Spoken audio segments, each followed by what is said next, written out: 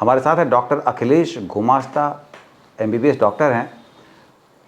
पर जो मैं कहने जा रहा हूँ वो क्या नहीं है, वो डॉक्टर हैं, वो राइटर हैं, वो पोएट हैं, वो क्या नहीं हैं, और अस्थि रोग विशेषज्ञ हैं, पर वह कैंसर हॉस्पिटल को भी चला रहे हैं। तो डॉक्टर साहब, सबसे पहले आपको नमस्कार करना चाहता हूँ।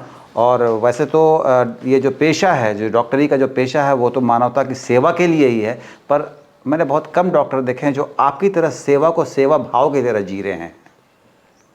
नहीं, ऐसा नहीं है। डॉक्टर्स तो रोज़ ही कुछ ना कुछ सेवा करता है, लेकिन हाँ, जब ऐसी सेवाभावी संस्था से जुड़ जाता है तो उसका एक अलग आउटलुक हो जाता है, एक सोच सब बदल जाती है और उसके प्रति थोड़ा समय ज़्यादा देने लगता है। नहीं तो सामान्य रूप से प्रतिदिन चिकित्सक 1, 2, 3 कुछ ना कुछ अपने स्तर पे, अपने क्लिनिक में, अपने अस्पताल में, अपने जगह पर जहाँ पर भी वो कार्यरत हैं, वहाँ से सेवा करते रहते हैं। दवाइयाँ बांटेंगे, कहीं कुछ ना कुछ करते ही रहते हैं। और क्या है, मेडिकल प्रोफेशन तो सेवा, ऐसा नहीं है कि फीस ले रहा है तो सेवा नहीं कर रहा। डॉक्टर साहब, आप एक अस्थि रोग विशेषज्ञ हैं, बहुत जाने माने डॉक्टर हैं, देश के जाने माने डॉक्टर हैं। आप कैंसर जैसी इस अस्पताल की संस्था से कैसे जुड़े और क्यों जुड़ गए आप? देखिए, हम लोग सब सामाजिक प्राणी हैं। समाज में जहाँ भी विकृति और ख़राब कोई चीज़ ऐसी कमी लगने लगती है तो हर व्यक्ति का कर्तव्य है कि वो आगे आए और अपना सहयोग दे। जैसे अपन सड़क से जा रहे हैं, कोई गाड़ी ख़राब हो गई, महिलाएं बैठी हैं, तो अपन रोक के पूछते हैं कोई ज़रूरत है, क्या है। अब समाज में जब मालूम हुआ कि कैंसर के पीड़ित मरीजों को इस तरह की ज़रूरत है जिसकी की सुविधा जबलपुर जैसे शहर में समझ लीजिए कि 5000 बिस्तर होंगे, लेकिन ऐसे मरीजों के लिए जो टर्मिनल है, पैलिएटिव है, इनके लिए घर में भी बिस्तर नहीं है। तो आपको कभी लगा था शुरू में कि आप ऑन्कोलॉजिस्ट बनते तो पेडिक सर्जन की जगह पे? नहीं, मेरे को चिकित्सक बनने का लगता है कि चिकित्सक बनना था। तो आप ज्ञानेश्वरी दीदी के संपर्क में आप आए, कैसे आए आप? देखिए, ऐसा होता है कि जब एक रास्ते पे चलता है व्यक्ति और रास्ता खुलता जाता है तो साथ किसी का मिलता है, अपन को साथ मिलता है, उसको भी साथ मिलता है। तो ऐसे करके करके जब कारवां बढ़ता है तो धीरे धीरे जो है एक विचारधारा के लोग साथ में आने लगते हैं। जब ये हॉस्पिस खुल रहा था तो आप उसके शुरुआती टीम में थे कि हॉस्पिस खुल रहा था, या खुलने के बाद आप जुड़े? नहीं, जैसे विराट नाम जहाँ तक है कि मैं नहीं दिया था, VIRAT, तो Vishwatma institute of rehabilitation and treatment.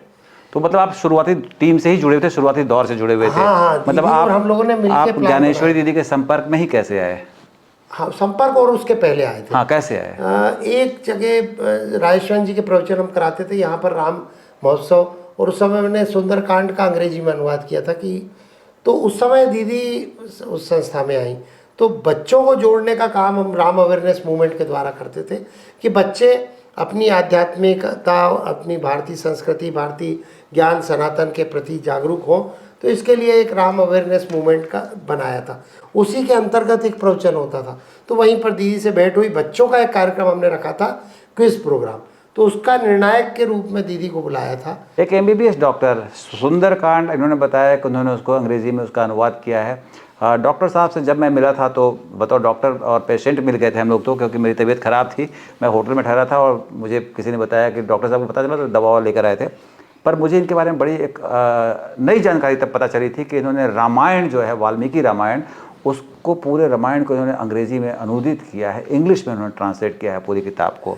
Doctor साहब, उसके लिए क्या वो कहानी है जो कि आपको इस मुकाम पर ले गई कि आप डॉक्टर हैं, मेडिकल साइंस में हैं और रामायण को अनुवाद करने चले गए? मैं छोटा सा उदाहरण ये याद कर रहा हूँ कि मेरा बेटा 4 साल का था, तब मैं उसको रामायण की कहानी, जैसे सोते समय सुनाते हैं कहानी है, तो रामायण की कहानी बच्चे को सुना रहा था कि बेटा, फिर 14 साल का राम जी को वनवास हो गया।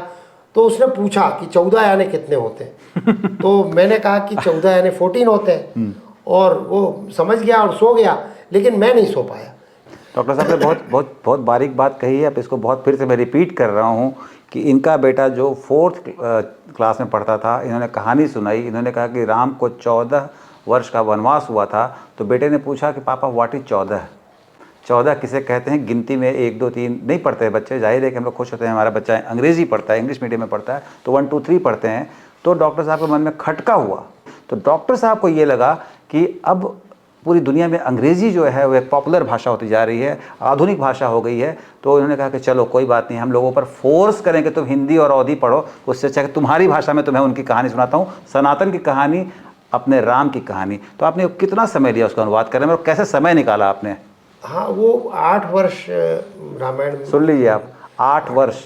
आदमी 8 दिन में बैठ जाता है, 8 महीने नहीं चल पाता, 8 वर्ष लगाए आपने अनुवाद कर। कितना समय रोज़ खर्च करते थे? नहीं, तय नहीं है। जैसे कहीं ट्रेन से जा रहे हैं तो रास्ते में ज़्यादा समय मिल जाता था, और प्रतिदिन का ऐसा कोई नियम नहीं था, जब क्योंकि चिकित्सक पेशे में समय नहीं कह मैं सकते देखता हूँ कितना। बहुत व्यस्त रहते हैं आप तो। हाँ, तो वो, लेकिन उस बीच भी जैसे एक ऑपरेशन का पेशेंट शिफ्ट हो रहा है तो दिमाग में रहता था कि आज ये प्रसंग है, तो वो कभी आ गई तो 1-2 लाइन लिख ली, रफ लिख ली, जेब में रख ली और फिर जाके फेयर कर लिया।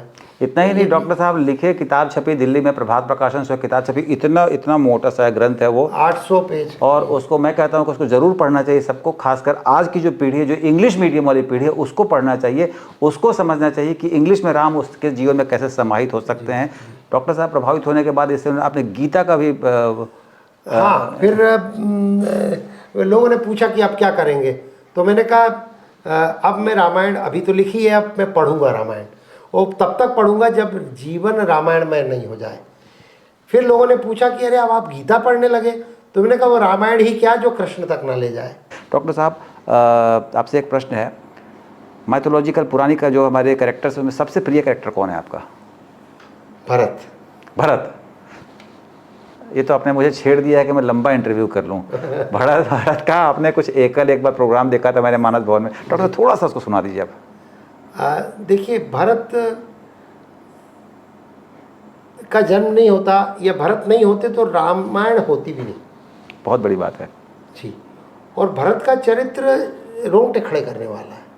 मतलब राम आदर्श पुरुष है, लक्ष्मण उनके भाई उनके साथ चले गए, उनकी सेवा में गए, सीता जी उनके साथ में गई, लेकिन भरत जो है वो यहाँ रहकर एक अति आदर्श महापुरुष के रूप में जो अपना एक प्रस्तुति देते हैं, वो भारत को जो भारत में अपन यदि ये देखें कि हम सर्वजन हिताय बात करते हैं, या भ्रातृत्व की बात करते हैं, या वननेस की बात करते हैं, एकत्व की बात करते हैं, वो भरत के चरित्र में पूर्ण मिलता है। सिया राम प्रेम पीयूष पूरन, होत जन्म ना भरत को, मुनि मन अगम जम नियम सम, दम विषम व्रत आचरत को, दुख दाह दारिधि दंभ दूषण सुजस मिस अपहरत को, कलिकाल तुलसी से सठनी हठी राम, सन्मुख करत को। यानी तुलसीदास जी ने अपने लिए लिखा है कि तुलसीदास जी जैसे सठ व्यक्ति को यदि भरत नहीं होते तो राम के सन्मुख कौन करता। तो भरत के चरित्र के बारे में और जितना लिखा गया है, रामचरितमानस को देखें तो भरत का चरित्र जो है सर्वाधिक गहनता से गोस्वामी तुलसीदास जी ने लिखा है। और कंब रामायण में अलग आता है। कंब रामायण में तो उसको मैंने Ramayan the hymns of Himalaya में लिखा है। ये रामायण जो हिम्स ऑफ हिमालय है वो सिर्फ तुलसीदास जी पे, बेसिक तो तुलसीदास जी का है, लेकिन वाल्मीकि रामायण, कृतवासी रामायण और एजुथेचन की रामायण, केरल की रामायण और श्रीमोल की ये रामायण, अपनी तेलुगु रामायण और कंब रामायण का पार्ट है। तो कंब रामायण में ये एक प्रसंग आता है, कंबन ऋषि ने लिखा है कि जब दशरथ जी नहीं रहे और उनको दाह संस्कार करना था और भरत आगे बढ़ने लगे, तो वशिष्ठ जी ने बोला कि नहीं, ये अधिकार तुमको दशरथ जी नहीं दे गए। तो गुस्सा नहीं हुए भरत को ग्लानि नहीं हुई। भरत ने प्रश्न किया कि मुझे दाह संस्कार का अधिकार नहीं दे गए, फिर ये राज्य का अधिकार क्यों दे गए, अयोध्या के राज्य का अधिकार मुझे क्यों दे गए, जब दाह संस्कार का अधिकार नहीं दिया। तो भरत का चरित्र जितने भी हमारे रामायण के रचयिता हुए हैं, कवि हुए हैं, उन्होंने भरत के चरित्र को अद्भुत वर्णन किया है। एक साइंटिस्ट जो आपको सबसे ज़्यादा अट्रैक्ट करता हो? साइंटिस्ट में तो नए साइंटिस्ट में आइंस्टीन और पुराने साइंटिस्ट में आर्यभट्ट। आर्यभट्ट, बहुत सही। और कोई लेखक जो आपको सबसे ज़्यादा इंस्पायर करता हो? Tennyson, Alfred Tennyson.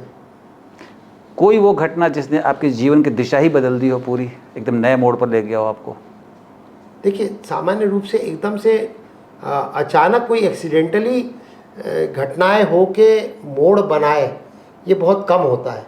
लेकिन एक घटना मेरे जीवन की है, वो ये है कि हम स्कूल से बंक मार के फुटबॉल मैच देखने जाते थे। छतरपुर में बनर्जी टूर्नामेंट होता है, फुटबॉल मैच देखने जाते थे। तो वहाँ पर फुटबॉल मैच हुआ और उसके बाद सड़क पे कुछ किताबें बेचने वाले रहते थे, तो अपने पसंद की 1-2 किताबें ली और छुट्टे पैसे उसके पास वापस देने को नहीं थे, तो उसने बोले भैया ये और ले जाओ किताब, उतने की 8 पैसे या 10 पैसे की थी वो किताब, और वो किताब दी उसने और मैंने ली वो किताब। वो थी स्वामी विवेकानंद का एक भाषण जो उन्होंने 1997 में मद्रास में दिया था। मेरी समर नीति 1897 में मद्रास में दिया था। मेरी समर नीति, वो युवाओं के बीच में दिया हुआ उनका अंग्रेजी का भाषण था, उसका हिंदी का रूपांतरण था। और मैं ऐसे ही रात में बैठ के उसको पढ़ने लगा। एक बार पढ़ लिया, फिर 2 बार पढ़ लिया। रात में 2-3 बजे पिताजी आए होंगे, उन्होंने बोला कि क्या बात है, तुम क्यों जग रहे हो? तो उन्होंने किताब देखी और फिर सो गए जाके। ऐसा कहा जाता है कि गुरु अपने शिष्य को खुद ढूंढ लेते हैं। स्वामी विवेकानंद एक किताब के फॉर्म में उन्होंने डॉक्टर अखिलेश गुमास्ता को ढूंढ लिया था, और वो 8 या 10 पैसे की जो किताब थी उन्होंने उनके जीवन को बदल दिया बिल्कुल। और जिस बच्चे की मैं बात कर रहा था, 4 चौथी में पढ़ने वाला बच्चा जो था, जिसने 14 का मतलब पूछा था, वो खुद भी डॉक्टर बन गया है। और वो MS ऑर्थोपेडिक्स, हाँ, वो MS ऑर्थोपेडिक सर्जन है वो भी, और काफ़ी अच्छे डॉक्टर हैं वो जबलपुर में, मैं उनसे मिला हुआ हूँ। डॉक्टर साहब, आपसे बातचीत करने पर हमेशा कुछ ना कुछ बहुत नया जानने को, सुनने को, सीखने को मिलता है। पर आप कभी जबलपुर आएँ तो आप इनसे मिलिएगा, ये मेरी भविष्यवाणी है। मैं पहले भी ये बात कह चुका हूँ कि मैं 2 ऐसे शख्स के बारे में ये बात कह चुका हूँ। आपको मैंने मिलवाया था ज्ञानेश्वरी दीदी से, अभी मिलवा रहा हूँ डॉक्टर अखिलेश गुमास्ता से। आप कुछ दिनों के बाद, कुछ वर्षों के बाद ये सुनेंगे कि ज्ञानेश्वरी दीदी जो है सो डॉक्टर ज्ञानेश्वरी दीदी हो गई हैं, और डॉक्टर अखिलेश गुमास्ता जो हैं वो संत अखिलेश गुमास्ता हो गए हैं। ये दोनों का परिवर्तन होकर रहेगा, ये मैं आपको आज बता रहा हूँ। मैंने पहले भी इनसे कही ये बात, आज फिर कह रहा हूँ, क्योंकि इनको मैं धीरे धीरे शनय शनय संत बनते हुए देख रहा हूँ। संत मतलब वो संत जो संत मतलब होते हैं। एक तो आदमी विचारों से संत होता है, ये संत हो ही जाएंगे। तो आप मिलेंगे, जब भी आएँ तो संत अखिलेश गुमास्ता से ज़रूर मिलिएगा। डॉक्टर साहब, बहुत अच्छा लगा, आपने बहुत समय दिया। हम मिलते रहेंगे, और आप जबलपुर जब भी आएँ मध्य प्रदेश की संस्कार धानी, मेरी तरफ से दिया हुआ नाम प्यार धानी में, तो आप ज्ञानेश्वरी दीदी से ज़रूर मिलिएगा, अखिलेश गुमास्ता से ज़रूर मिलिएगा। आप महसूस करेंगे कि सेवा किसे कहते हैं, कुछ लोग दूसरों के लिए कैसे जीते हैं। तो ये लोग सोर्स ऑफ इंस्पिरेशन है, प्रेरणा के स्रोत हैं, समाज में उदाहरण हैं। फिर मिलेंगे, जल्द मिलेंगे। नमस्कार।